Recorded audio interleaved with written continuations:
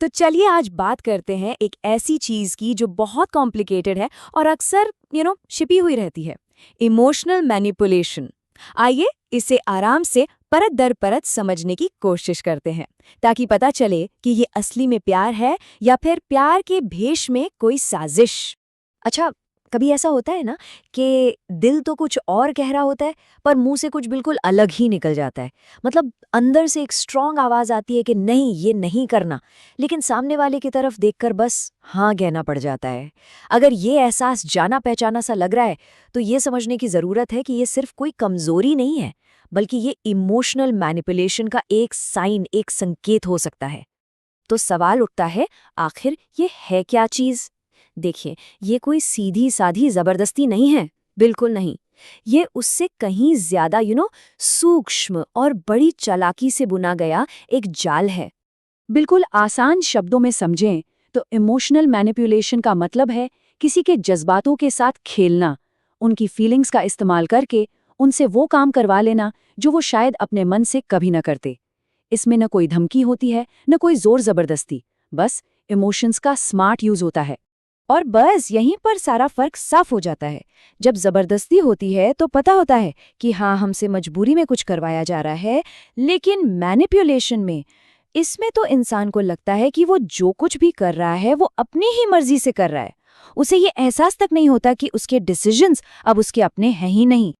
तो अब सबसे बड़ा सवाल, जो इंसान ये सब करता है वो दिखता कैसा है, उसकी पहचान कैसे हो? सच तो ये है कि उन्हें पहचानना बहुत बहुत मुश्किल है। क्यों?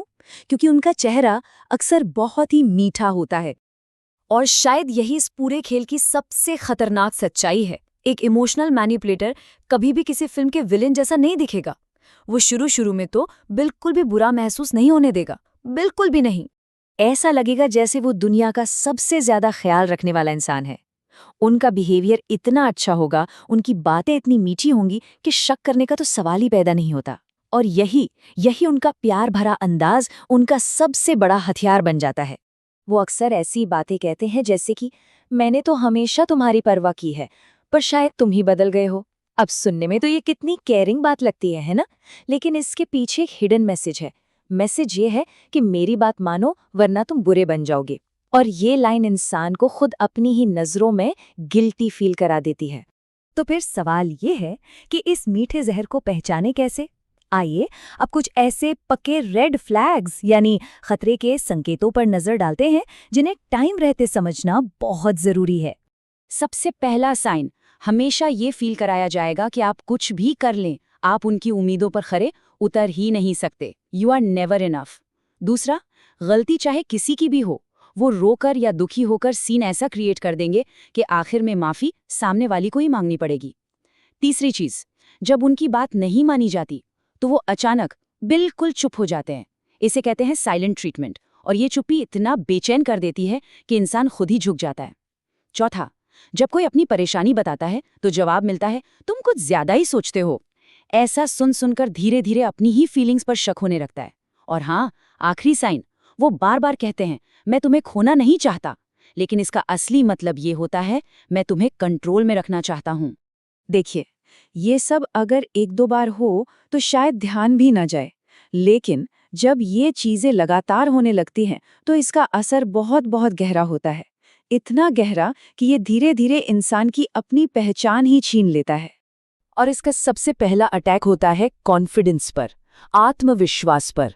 इंसान अपने खुद के फैसले लेने से डरने लगता है। एक डर बैठ जाता है कि हर डिसीजन गलत ही साबित होगा। फिर इसके बाद आती है अगली स्टेज, एक ऐसी स्टेज जहां हर छोटे बड़े काम के लिए सामने वाले की मंजूरी, उनके अप्रूवल की जरूरत महसूस होने लगती है। ऐसा फील होता है कि जब तक वो हाँ नहीं बोलेंगे तब तक तो कुछ सही हो ही नहीं सकता। और फिर आखिरकार वो दिन आता है जब एहसास होता है कि अपनी पहचान, अपनी असली पर्सनैलिटी तो कहीं खोई गई है। इंसान बस दूसरों के हिसाब से चलने वाली एक परछाई बनकर रह जाता है। तो अब सबसे जरूरी सवाल, अगर कोई इस जाल में फंस रहा है तो इससे बाहर कैसे निकला जाए? चलिए अब बात करते हैं कुछ ऐसे पावरफुल स्टेप्स की जो अपनी पहचान वापस दिला सकते हैं। यहाँ 3 बहुत सीधे लेकिन सुपर इफेक्टिव तरीके हैं। नंबर 1, अपनी गट फीलिंग यानी अपने मन की आवाज़ पर भरोसा करना सीखना होगा। अगर अंदर से कुछ गलत लग रहा है ना, तो मान लीजिए कि वो शायद गलत ही है। नंबर 2, हिम्मत करके ना कहना सीखना होगा। और नंबर 3, हर बात पर लंबी चौड़ी सफाई देना बंद करना होगा। ये बात हमेशा याद रखनी चाहिए कि ना कहना किसी का हक है। जो इंसान सच में इज्जत करता है, वो उस ना की भी इज्जत करेगा। वो अपनी बात मनवाने के लिए कभी मजबूर नहीं करेगा।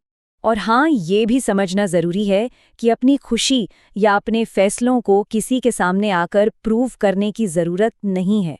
अगर कोई काम खुशी देता है, तो बस उतना ही काफ़ी है। That's reason enough. और आखिर में बस ये एक बात हमेशा याद रखिएगा, सच्चा प्यार या कोई भी सच्चा रिश्ता वो कभी डराएगा नहीं, वो कभी गिल्टी फील नहीं कराएगा या छोटा महसूस नहीं कराएगा, बिल्कुल नहीं। एक